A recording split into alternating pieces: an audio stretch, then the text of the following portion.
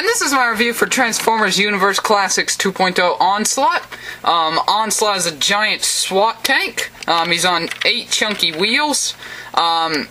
He's got some really nice detailing and really nice paint apps with the dark gray plastic with the clear orange headlights and the gold bits all throughout. He's really, really big. For size comparison, here he is next to Minicons, so definitely he could go roll right over one. He does have the sound effect of when he doesn't roll very well, but that's because he's got a sound effect of where you turn this second wheel.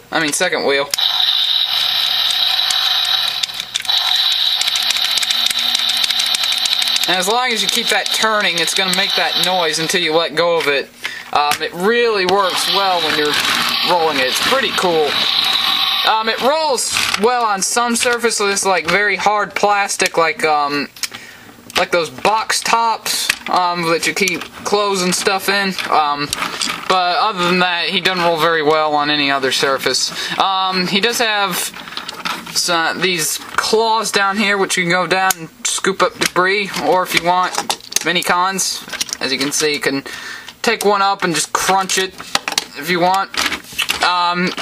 He's also got, it says Monzo 12782. And I know some of these figures, like Universe Brawl, when you turn it upside down it says something, but it doesn't say anything on this. I don't know why they put that there. I'm wondering if it's maybe a reference to some particular episode. I would appreciate it if somebody knew. But he also does have the rotating turret, which rotates about 180 degrees. I did paint these black because unfortunately the promo shots, I'm kind of confused. It either shows the Henkei version or perhaps a prototype mold that they had. But anyway, I did paint these black because they were creamy white.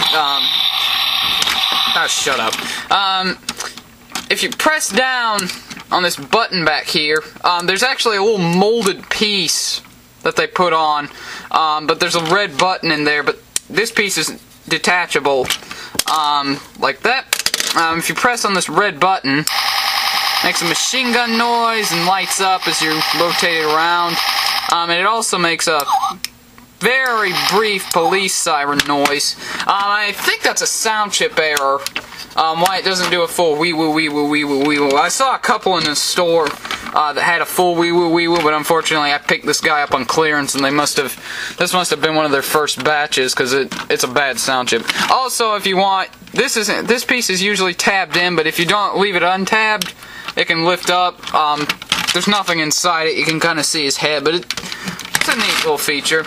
And that is pretty much it for his vehicle mode. Transform him is not too terribly hard. You want to flip that up and flip that in, then push it in, like that. Then you want to go over here, flip these panels back and separate them from the legs, like that. Then there's a little cage mechanism that you untab. Want to get his legs down, like that. Like that. Go up top here. Split this. Leave this all up to the side. You can see his head. He's got a kind of matador-ish head. Kind of looks like a. They kind of look like the Cobra minions from G.I. Joe: Rise of Cobra, at least to me. But anyway, you want to flip that cage back. Flip that wheel in. Tab it back in, like that. There's 2 little posts that go into a hole. And you can leave this out as his toes. I usually flip that in. I think it makes it a better foot. Again, flip that up. Tab it in. That in. Like that. Get him to stand. Like so. Raise it up. Then you want to basically just flip this down and tab that in, flip that piece back, bring his arms up, bring them down, flip out his hands, like that, bring that down, flip out his hands, and there's Onslaught. Also, you can, if you want, leave these down. I usually don't do that. I think that kind of makes him look like he's got giant spikes on his arm, like some kind of weird, maldeformed rock crustacean type thing. But anyway, that's pretty much Onslaught in robot mode. He's got some ratchets here, ratcheted knee. This one's pretty tight. The other one, not as much. Tight swivel here, swiveling hands. These go up and down. They're on ratchets. These pieces can be angled off if you want.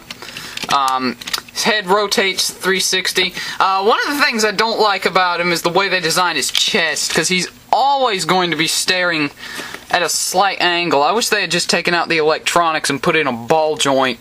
I really, really would have appreciated that. And I wish they had made that panel in there able to flip up to fill in this giant gap in his chest. But still, pretty nice. The shield, there's a little tab right here that you flip up, and then you want to, there's a little groove right here that fits right onto it, like that.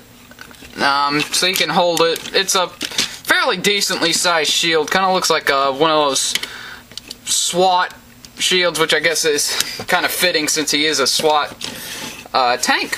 Also on this arm, if you want, you can flip that forward. I think it looks pretty cool. I wish he had come with a sword, but luckily animated leader Megatron's swords do fit into him fairly well, and they look pretty decent. I might get a pair of swords on eBay just to give him some permanent swords. But anyway, there you have it. Fairly nice figure. For some size comparisons, here he is next to Galvatron, and at the moment, that's really all I've got. Oh, and here he is next to Universe Ravage. So he's a fairly tall figure. And just for kicks, here he is next to a Minicon. I'll just really quickly transform Rollbar. Like that.